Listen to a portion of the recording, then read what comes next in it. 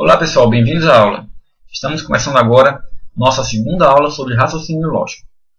Como eu tinha dito, eu vou fazer três questões que faltaram na última aula, né? E dou continuidade ao nosso assunto de raciocínio lógico, tá bom? Então vamos lá, vamos continuar aqui com essa questãozinha da CESP também, ela foi fresquinha, do ano 2013, do MTE, para o Auditor Fiscal do Trabalho. Julgue os itens subsequentes relacionados à lógica proposicional. A sentença. A presença de um órgão mediador e regulador das relações entre empregados e patrões é necessária em uma sociedade que busca a justiça social. É uma proposição simples? Bem, pessoal, o que você deve estar percebendo, como a gente acabou de resolver uma questão da aula passada, muito parecida com essa.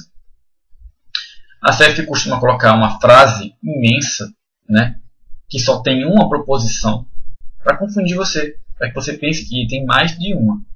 Mas aqui só tem uma. Por quê? Porque quem é o sujeito nessa frase inteira? A presença de um órgão mediador e regulador das relações entre empregados e patrões. Toda essa partezinha aqui, ela é o sujeito. Toda essa partezinha aqui, grande. A presença de um órgão mediador e regulador das relações entre empregados e patrões é necessária em uma sociedade que busca a justiça social. Tudo isso aqui, que está grifado agora de vermelho, é necessário em uma sociedade que busca a justiça. Pronto. Isso aqui não é sozinho uma proposição. E nem isso aqui sozinho é uma proposição. Porque não dá para afirmar se é verdadeiro ou falso. Uma proposição a gente tem que conseguir valorar em verdadeiro ou falso. Como aqui só tem uma coisa que a gente pode dizer que é verdadeiro ou falso, é uma proposição simples. Então, pessoal, essa questão aqui é sim correta. Tá bom? Vamos então agora para outra questão. CESP 2013, também mesma prova, tá? Mesma relação de questões. E a questão é a seguinte. A sentença, o crescimento do mercado informal com empregados sem carteira assinada é uma consequência do número excessivo de impostos incidentes sobre a folha de pagamentos. Pode ser corretamente representada como uma proposição composta na forma P, setinha para a direita aqui. Essa setinha a gente sabe que é o se, então. Ou seja, na forma P, se P, então Q. Em que P e Q sejam proposições simples, convenientemente escolhidas lá em cima. Bem, pessoal, inicialmente vamos analisar quantas proposições tem aqui nessa proposição composta de sentença. O crescimento do mercado informal com empregados sem carteira assinada, na verdade, o que é esse termo aqui que está no meio? Com empregados sem carteira assinada não é uma proposição. É apenas um adjetivo, uma característica desse sujeito aqui, que é justamente quem? O crescimento do mercado informal. Se tirasse ele não faria diferença, porque o crescimento informal é uma consequência do número excessivo de impostos. Incidente sobre a folha de pagamento, que é parte dos impostos. Então aqui, pessoal, a gente não consegue ver mais do que uma proposição. Aqui não é uma proposição composta. Então simplesmente só existe uma proposição, não tem como escolher duas aqui que seja dessa forma. Não tem. Entendeu? O crescimento do mercado informal é uma consequência do número excessivo de impostos. Simples assim. Entendeu? Então é uma proposição simples, não é uma proposição de duas proposições. Logo esse item, pessoal, está errado, tá bom? Esse item aqui, errado. Vamos então para a próxima questão. Quarta questão. CESP 2013, MTE, Auditor Fiscal do Trabalho. Ainda a continuação daquela prova, pessoal? A sentença. Quem é o maior defensor de um Estado não intervencionista, que permite que as leis de mercado sejam as únicas leis reguladoras da economia na sociedade? O presidente do Banco Central ou o ministro da Fazenda? É uma proposição composta que pode ser corretamente representada na forma P união Q, P ou Q, fecha parênteses, e R, em que P, Q e R são proposições simples convenientemente escolhidas.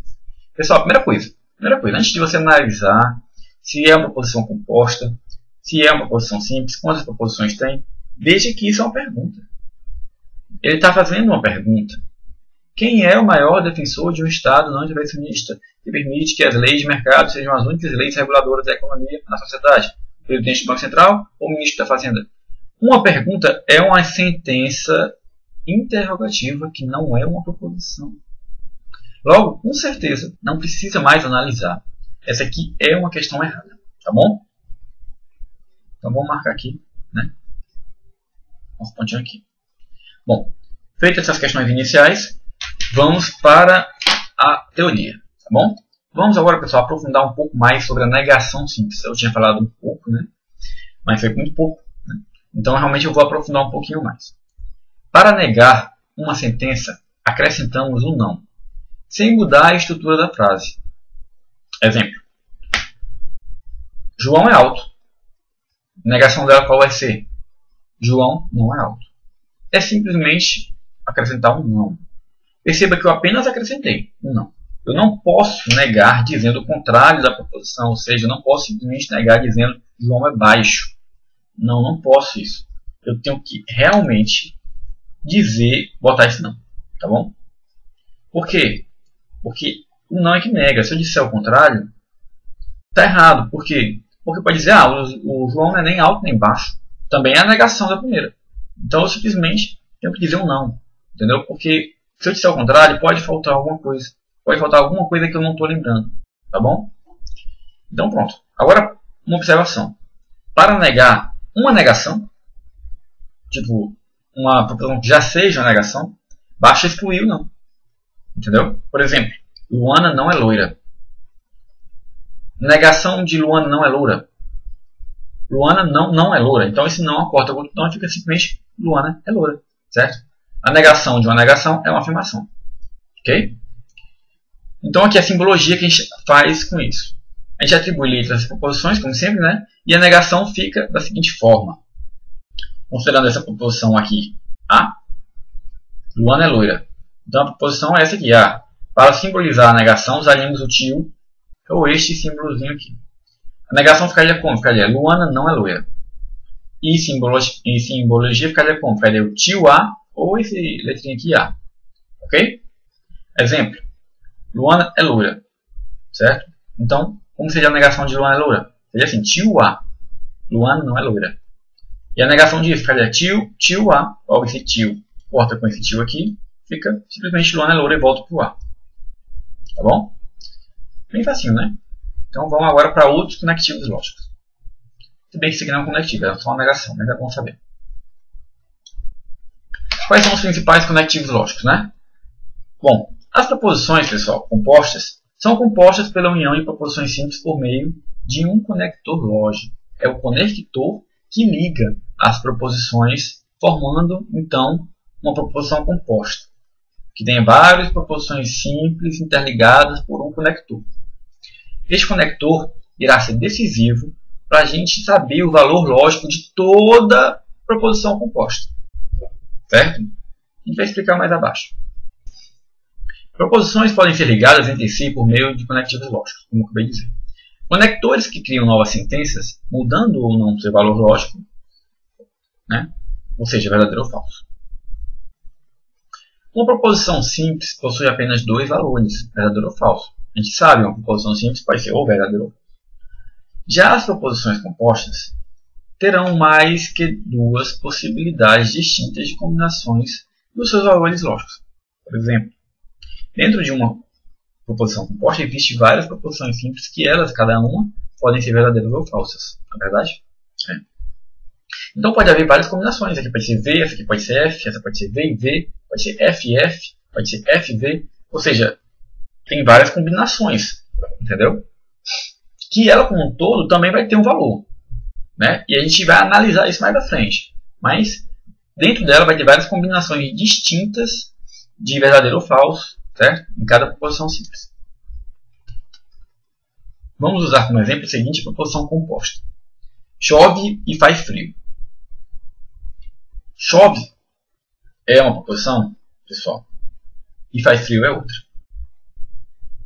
Ela pode ser verdadeira ou falsa, e o faz frio também pode ser verdadeiro ou falso. Certo? Ou seja, pode chover e não estar fazendo frio, ou pode não chover e estar fazendo frio, ou os dois ou não os dois. Cada proposição existe duas possibilidades distintas, falsa ou verdadeira. Numa sentença composta, teremos mais de duas possibilidades, como foi dito anteriormente. Aqui, ó, todas essas opções aqui. Chove, verdade. Faz frio, falso. Chove, verdade. Faz frio, verdadeiro. Então, essas 4 combinações podem constar numa sentença composta. Com 2 proposições, é claro. Se essa sentença ganhasse uma outra proposição, por exemplo, totalizando agora 3 proposições em uma única sentença, chove, faz frio e estudo, haveriam ainda mais possibilidades. A sentença composta teria outras possibilidades. Quais? Verdadeiro, verdadeiro, verdadeiro. Verdadeiro, falso e verdadeiro. Verdadeiro, falso e falso, assim por diante. Seriam 8 possibilidades distintas se você contar. E aí a gente acaba percebendo uma coisa. Vamos olhar essa observaçãozinha aqui. É possível identificar quantas possibilidades distintas teremos de acordo com o número de proposições em que a sentença apresentar. Para isso, devemos apenas elevar o número 2 à quantidade de proposição. Por exemplo, numa sentença que tem 2 proposições, eu elevaria 2 elevado a 2. Agora, numa sentença que tem 3 proposições, certo? Eu pegaria 2 elevado a 3 e daria 8. É por isso que naquela sentença que tem 3 proposições, nós temos 8 possibilidades. Por quê? 2 elevado a 3 proposições é igual a 8. Ok? Da mesma forma, lá em cima tinha 4, né? Por quê? Porque 2 elevado a 2 proposições é igual a 4. Ok? É só uma dicasinha porque isso cai, pessoal. Isso cai e eu vou mostrar daqui a pouco algumas questões que a CSP pede. Justamente para saber quantas possibilidades tem dentro de uma sentença. Tá bom? Aqui botamos uma tabelinha, né? Se tiver uma proposição, tem 2 possibilidades, verdadeiro ou falso. Se tiver 2 proposições, tem 4. Se tiver 3, tem 8. E se tiver n, vai ter 2 elevado a n proposições. Tá bom? Vamos usar aqui esse exemplo. CESP, Banco do Brasil, 2007. A proposição simbólica P, I, Q ou R possui no máximo 4 avaliações. Bom, pessoal, você já está vendo que aqui tem 3 proposições. Então, qual a quantidade de avaliações que haverá dentro dessa sentença? É só você elevar a quantidade de proposições, 2 a quantidade de proposições. 2 a quantidade de proposições, ou seja, 2 elevado a 3, que é igual a 8. Logo, a questão está errada, pessoal. Porque ele disse que tinha 4, mas na verdade tem 8. Certo? Então é isso, é bem facinho de resolver. Isso aqui cai sim. Você tem sim a obrigação de saber, viu? Porque cai. E vamos lá, os principais conectivos são quais? Vou botar os principais, né, pessoal, que cai sempre. I, conjunção, né, o I que a gente já falou. O ou, que é a disjunção. O se, então, a implicação. E se, ou somente se, que é a equivalência. Tá bom? Vamos analisar uma por uma. Primeiro, conjunção I. São proposições compostas ligadas entre si pelo conectivo I. Simbolicamente, esse conectivo pode ser representado por aquele Bzinho invertido, né? Exemplo, chove e faz frio. O Izinho aqui é o conectivo que pode ser simbolizado por esse termozinho aqui, ó, certo? E agora nós vamos apresentar, pessoal, a vocês um negocinho chamado tabela verdade. Como assim? Que tabela verdade é essa? Bom, não se assustem, isso aqui realmente é cobrado e você tem que saber e tal, belezinha. Mas você vai entender bem direitinho. Digamos nesse caso que você chame essa primeira proposição de P e essa segunda proposição de Q, certo?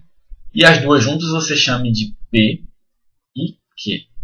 Porque esse símbolozinho aqui representa a letra I.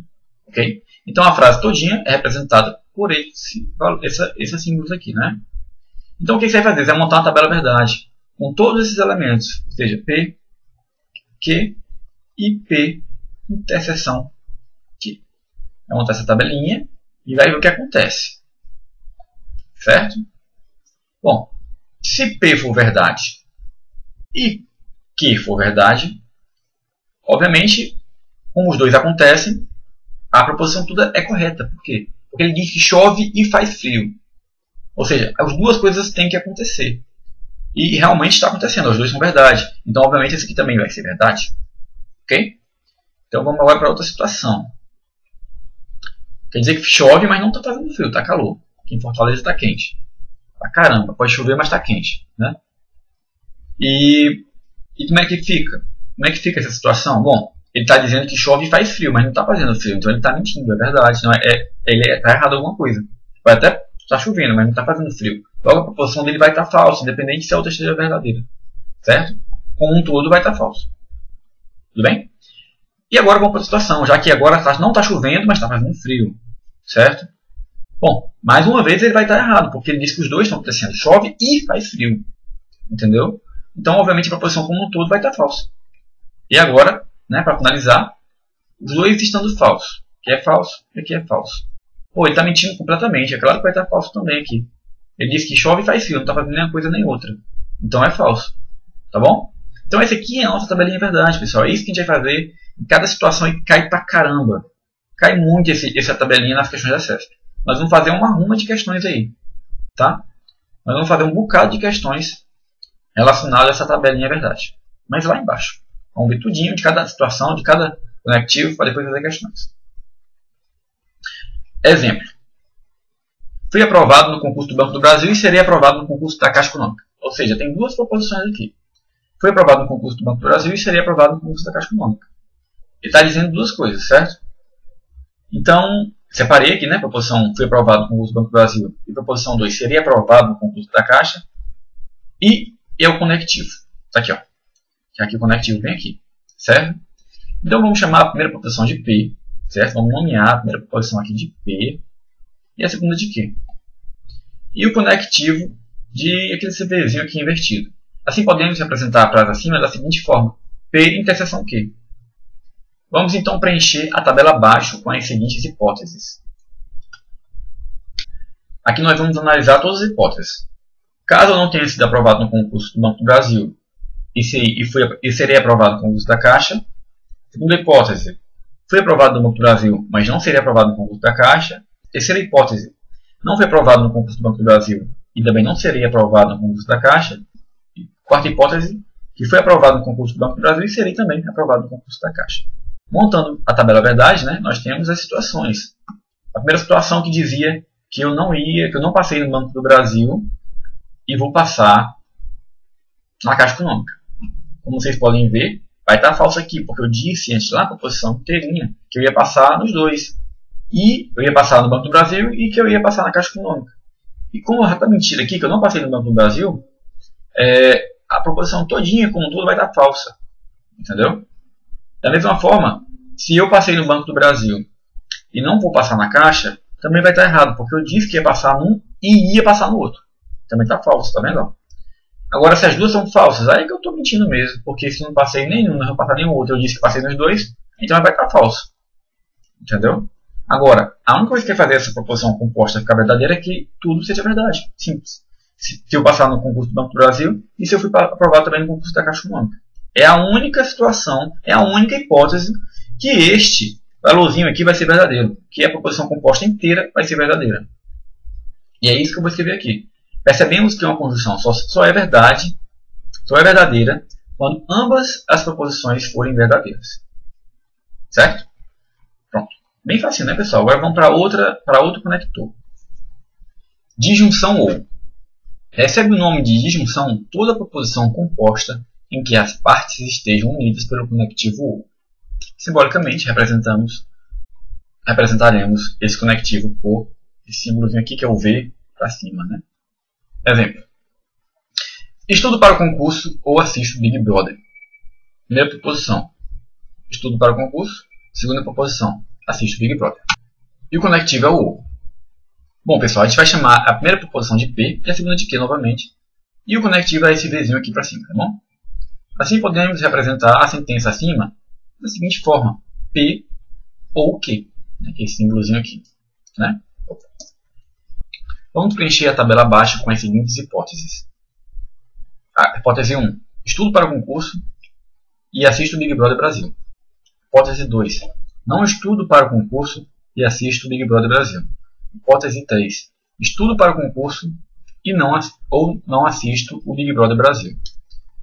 E hipótese 4. Não estudo para o concurso e também não assisto o Big Brother Brasil. Bom, pessoal, eu disse que ia fazer uma coisa ou outra. Estudar para concurso ou eu assistir a Big Brother, não era? Então vamos montar aqui nossa tabelinha. Digamos que eu fiz os dois. Eu tanto estudei para o concurso, como eu assisti o Big Brother. Os dois. Bom, basta um ser verdade. Ou fiz um, ou fiz o outro. Se eu fiz os dois, também não invalida a afirmação inteira. Certo? Então perceba, ela vai ser verdade. Por quê? Porque eu fiz os dois, não menti. Bastava ter feito um. Eu disse que fiz um ou outro. Eu não disse que fiz ou um ou outro. Não, eu disse que fiz. Ou eu falei assim, estudo para concurso ou assisto Big Brother. Significa que basta que um esteja correto. Para que seja toda a proposição correta. Eu não estou mentindo. Certo? Agora a situação 2. Caso que eu não estudo para concurso e eu assisto Big Brother. O que eu tinha dito lá em cima? Estudo para concurso ou assisto Big Brother. Certo? Então, se eu não estudei para concurso e eu assisti Big Brother, a afirmação completa ainda vai ser verdadeira. O inverso também é verdade. Ou seja, se eu estudo para concurso, mas eu não assisti o Big Brother, também faz com que a frase inteira seja verdade. O que faz ela ser falsa é quando eu não fiz nenhum. Por quê? Porque eu disse que ia estudar para o concurso ou ia assistir o Big Brother. Certo? E eu não fiz nenhum nem outro. Ou seja, isso sim invalida a frase. Porque eu disse que tinha feito um ou outro. Como eu não fiz, a afirmativa todinha é falsa. Tá bom? Então pronto. Perceba que a disjunção somente será falsa quando as duas proposições forem falsas. Ou seja, quando tiver esse ouzinho aqui, eu criei ou, né?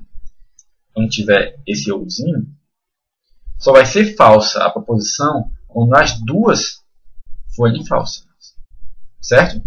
É um visuzinho que lá embaixo tem uma tabelinha resumindo isso, tá bom? Ok, vamos agora para a condicional se, então. Recebe o nome de condicional toda a proposição composta em que as partes estejam unidas pelo conectivo se, 3 pontinhos, então. Simbolicamente representaremos esse conectivo por essa setinha, né, que significa implica. Em alguns casos, o condicional é apresentado com uma vírgula substituindo a palavra então. Por exemplo, se chover, molha. Entendeu? Eu poderia dizer, se chover, então molha. Entendeu? Mas eu também posso simplesmente tirar esse então, botar uma vírgula. Se chover, molha. Então esse então pode ser substituído por uma vírgula também. Ele botou até aqui como exemplo, se proposição 1, proposição 2. Entendeu? Ou seja, se acontecer proposição 1, acontece proposição 2. Exemplo. Se estudo, então sou aprovado. Aí a gente vai ter que dar algumas definições. O estudo é a condição suficiente. A proposição 2, sou aprovado, é a condição necessária. Certo? Ela é necessária se a proposição 1 acontecer. Certo? E a proposição 1 é suficiente para que a 2 seja verdade. É por isso que tem esses dois nomes, tá bom? O conectivo se, então. Vamos chamar a primeira proposição, então, de P e a segunda proposição de que. Certo? E o conectivo nós vamos chamar daquela setinha ali. Assim poderíamos representar a frase acima. Ou seja, se estudo, então sou aprovado, a primeira vai ser a proposição P e a segunda vai ser a proposição que. E vamos representar a frase inteira com se P, então que. Ok? E aí a gente vai preencher nossa tabelinha verdade. Como é que vai ficar? Agora vamos preencher utilizando as seguintes hipóteses. Caso eu tenha estudado e ao mesmo tempo tenha sido aprovado. Hipótese 2. Não estudo e sou aprovado. Hipótese 3. Não estudo, não sou aprovado. Hipótese 4. Estudo e não sou aprovado. Bem, pessoal. Digamos que a primeira hipótese eu tenha estudado, é verdade. E também foi aprovado, verdade. Logo a proposição como toda é verdade, claro. Né? Porque seguiu a regra. Se eu fiz a primeira, a segunda tem que acontecer. E ela aconteceu. Agora o segundo caso. Eu não estudei, mas fui aprovado. Pode ser verdade essa frase? Pode. Não pela lógica, pessoal. Não pense pela lógica. Claro que qualquer pessoa que não estudar pode sim, de repente ser aprovada. Essa sorte também pode. Agora, o que eu quero dizer é que se a primeira situação acontece, a segunda tem que acontecer. Mas se a primeira não foi verdade, não significa que a outra não vai acontecer. Nesse tipo de situação é assim.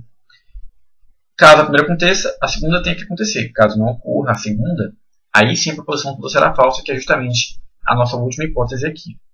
Mas se não acontecer a primeira, tanto faz a outra acontecer ou não. Não vai invalidar a proposição composta inteira. Não vai invalidar. Tá bom? E é o que acontece nas outras situações. Vamos analisar. Na hipótese 2, eu disse que P era falso. Ou seja, eu não estudei. Mas mesmo assim foi provado. Ou seja, a frase é verdadeira. Toda a sentença é verdadeira. Agora, o caso que eu não estudei e não foi aprovado. Bom, também é verdade. Agora, o último caso. Eu estudei e não foi aprovado. Aí sim é falso. Por quê? Porque eu disse aqui, se isso aqui acontecer, então isso aqui acontece. Eu disse isso. Se não aconteceu o que eu disse que ia acontecer, caso a minha condição tenha sido ocorrido, seja verdade anterior, ou seja, a outra tem que acontecer. Se não aconteceu, toda a proposição é falsa. Tá bom? E é a única forma que vai invalidar essa frase aqui. Às vezes as pessoas pensam que se uma acontecer, a outra ocorre. Mas se uma não acontecer, a outra não ocorre. Isso é uma outra coisa. É um outro conectivo que a gente vai ver agora.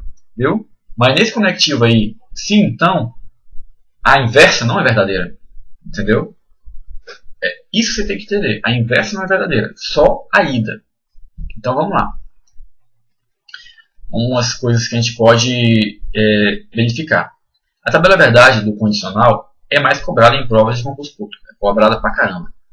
Então, pessoal, a proposição que compõe o condicional chamamos de condição suficiente da sentença. E a segunda é a condição necessária. No exemplo anterior temos condição necessária, estudo. Condição suficiente, sou aprovado. Perceba que uma condicional só será falsa se a primeira proposição for verdadeira e a segunda falsa. Tá bom?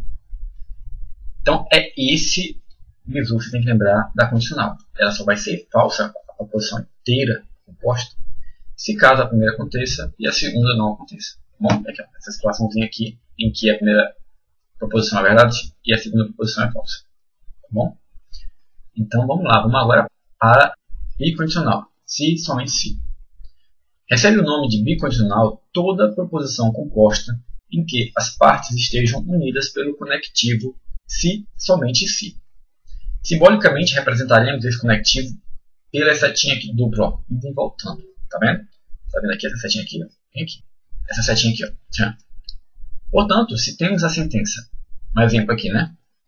Maria compra o sapato se e somente se o sapato combina com a moça. Um exemplo.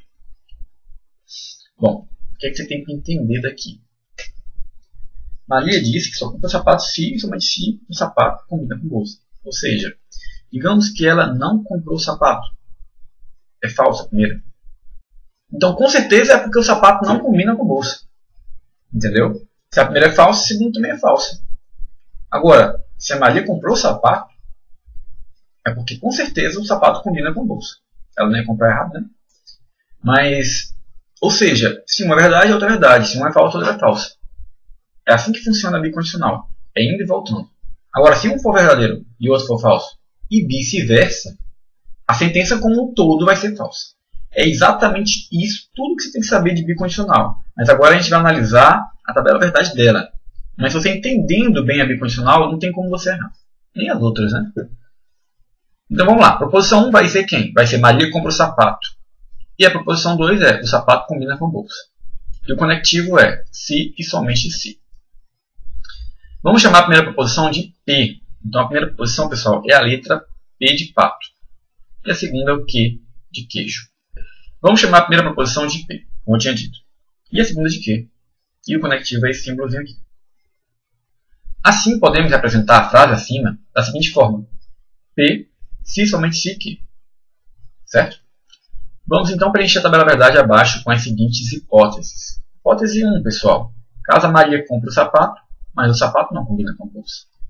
Caso a Maria não compre o sapato, mas o sapato combina com a bolsa. Agora, outra hipótese. Maria compra o sapato e o sapato combina com a bolsa. E a última hipótese. Maria não compra o sapato e o sapato não combina com a bolsa. Bem, pessoal, como eu tinha dito antes, as duas têm que ser iguais para ser verdade. Se a Maria comprou o sapato combina com a bolsa. E ele diz que não combina. Então, a proposição como um todo vai estar falsa. Porque se um acontecer, o outro tem que acontecer. E vice-versa. Se P for falso, ou seja, Maria não comprou o sapato, mas a bolsa combinava, mas o sapato combinava com a bolsa. Então, mais uma vez está errado, porque é uma condição que ela disse que ia comprar se acontecesse isso. Se e somente se. Entendeu? Como não é verdade, é falso, então a proposição como um todo é falsa. Agora, Maria compra o sapato e o sapato combina com a bolsa, ou seja, faz com que a proposição seja correta, porque ela disse que ela compraria o sapato se somente se a bolsa combinasse com o sapato. Agora, se nenhum nem outro, Maria não compra o sapato e o sapato não combina com a bolsa, também faz com que a frase seja verdadeira, porque não está mentindo toda a nossa proposição composta. Perceba então, pessoal, que o bicondicional só será verdadeiro quando ambas as proposições possuírem o mesmo valor lógico, ou quando as duas forem verdadeiras, ou quando as duas forem falsas. Simples. Então, a proposição bicondicional pode ser escrita como duas condicionais. Né? Isso aqui é um bizu. É como se tivéssemos duas implicações, uma seta da esquerda para a direita e outra seta da direita para a esquerda. Porque se uma acontecer, outra acontece. Se outra acontecer, outra acontece. Entendeu? Então, podemos dizer que P, se somente se Q, é equivalente a se P, então Q. E se Q, então P. Esses dois são equivalentes. É a mesma coisa. Dizer essas duas, dizer isso aqui é a mesma coisa que dizer isso aqui, e dizer isso aqui é a mesma coisa que dizer isso aqui. Esse símbolo aqui é só para dizer que são equivalentes. Nesse caso, transformamos uma bicondicional em duas condicionais conectadas por uma conjunção. Né? Aqui é a conjunção. E estas sentenças são equivalentes. São iguais essas sentenças, ou seja, possuem o mesmo valor lógico. Aqui, pessoal, é uma tabelinha que a gente vai, não precisa decorar, basta a gente entender o que eu acabei de explicar. Mas é um bizuzinho aqui. A sentença lógica P e Q vai ser como? Vai ser verdadeiro se P e Q são ambos verdades. E será falso se um dos dois for falso. A sentença lógica P ou Q vai ser verdadeiro se um dos dois for verdade. E será falso se ambos são falsos. Na sentença lógica, se P, então Q, será verdadeiro se nos demais casos que não for falso. Obviamente. E o único caso que será falso vai ser caso P seja verdade e Q seja falso. E a última sentença lógica que eu falei foi a bicondicional. A sentença lógica P, se somente se Q, é verdadeiro se P e Q tiverem valores lógicos iguais. E será falso se P e Q tiverem valores lógicos diferentes. Bom, é isso que a tabela diz, tá bom? Bem, pessoal, na próxima aula nós vamos resolver questões. Vai ser só de questões na próxima aula, tá? Agora ficou um pouco aperreada essa aula, não dá para resolver uma questão aqui. Mas na próxima aula será só de resoluções de questões de acesso, tá bom? Então, pessoal, mais uma vez, obrigado e até a próxima.